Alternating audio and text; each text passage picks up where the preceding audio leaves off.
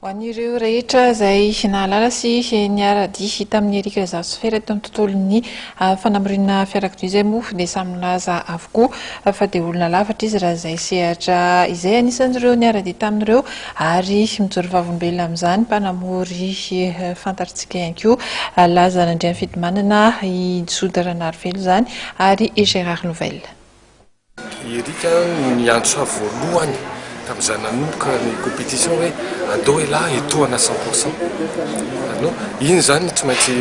ny historique anay zany niadana tena hoe bon andao etoana 100% et là c'était mon début entre guillemets de pilote non payant zany entre guillemets de tamin'izany de niaraka indraindray niaraka indraindray tsy niaraka satria efa iny zany c'est l'histoire qui mba nitondra ny trajectoire ny anay roa lahy fa rehefa miaraka zay hitako fotsiny tamin'isy président ary na izy copilote les rigueur dans l'organisation iny tsy mametaka zavatra ho azary izy fa tonga de atao daholo zay tokony atao tsy misy zavatra hoe aty andasa nofanareo tout est dans les temps, tout est fait dans la rigueur, tout est fait impeccable. Erika zany no niarahako nanao rallye voalohany dia nahitako hoe iny zany manao note na rallye zany araka rehefa ny voalaza rehetrarehetra teo izy zany olona méticuleux be ary tsisy hoe zavatra tsy mipetraka mihitsy zany amin'ny organisation zany ny mitaingina fotsiny dia mitondra dia somary masiatsika tamiko moa izy satria za vao manomboka manao rallye dia isaky mahita anazy hoe tsy maintsy mianatra any amin'le hoe alamina mihitsy zany le fitondrana zany hoe satria te handeha mafy loatra dia mandeha zava-manao zavatra tsisy dikany dia izy miteny foana nisy andro ary fanentsika tamin'ny rakotondra-be sy tamin'izany eo ambady cœur izy hitako dia rallye anisan'ny voalohany le izy dia mitondra golf zay dia simba le train arrière anay tamin'izay dia za zany tsy manaiko hoe ho faharoa tamin'izay dia nahitako mafy be foana le tômôbily dia farany izy manakaiky hivoaka ny lalana foana zay na mandeha lalana mahitsy satria mipitipitika be le tômôbily dia kapohany tamin'ny note ny logo kapohany hoe inona mbola tadiavana laha izy fa rallye an'la voalohany laha izy mbola mamita deuxième tsy hitako zay tsy mahafaly laha amin'izany fa mandeha andao ody no mandeha namora amin'izay dia nanomboka teo dia nandeha mora dia vita le rallye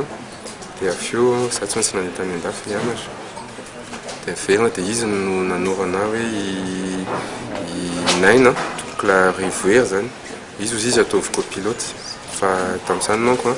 i Eric efa miaraka tamin'ny Gérard dia zay natonga an'ilay zany hoe lasa hoe Rivoire foana miaraka tamiko fa zao moa zany izy malaza zany lasa any amin'ny tany hafa. J'ai pas eu que l'occasion parce que on a une vie de couple, je dirais, puisqu'on a passé 7 ans ensemble et si on passe 7 ans ensemble c'est que c'était quelqu'un de fabuleux. Je crois que Zoud a déjà parlé de lui un peu avant moi en disant que effectivement il a parlé de son intelligence, de son organisation, mais je parlerai également de son grand cœur et de son respect. C'est quelqu'un qui était excessivement respectueux des autres et je crois que c'est une qualité qui est énorme aujourd'hui. D'ailleurs à ce sujet je ne voudrais pas parler tout seul parce que Eric a été mon copilote, mais il a été celui de Laz qui était à côté de moi. Je voudrais qu'il vienne, il ne l'osait pas, il vient Zoud. On est les trois qui avons été tous les trois parmi ces équipiers d'Eric. J'ai eu la chance d'être champion de Madagascar en grande partie grâce à Eric. Et comme je le disais tout à l'heure, Zoud, son organisation, une chose qui était fabuleuse, c'est qu'avec Eric, je pouvais travailler tranquillement, sereinement. Et que le jour du rallye, tout était prêt, tout était organisé, tout était fait. Et aussi bien pour la voiture qu'il le faisait également au niveau de l'organisation, que ce soit la FMNSAM qui l'organise ou d'autres clubs, il était toujours présent pour tout le monde. Je crois que ça, on l'a très fortement ressenti tous les trois là-dedans. Dans une voiture, en plus, c'est un garçon fabuleux qui savait, connaissait parfaitement ses pilotes, savait pas toujours, on l'écoutait pas toujours, mais il savait nous réguler, tempérer. nous accélérer s'il le fallait. Zoud, un peu moins souvent, il a besoin de m'accélérer. Moi, de temps en temps, il avait besoin. Et là, c'était entre les deux. Mais bon, voilà, j'ai de sourire parce que il est parti. C'est pas pour autant que je suis heureux, mais au moins il souffre plus et c'est la meilleure des choses. Et puis, je crois également un petit sourire pour sa mère aussi qui l'a accompagné ces derniers mois en étant présente 24 heures sur 24 et qui a besoin aussi aujourd'hui de vivre.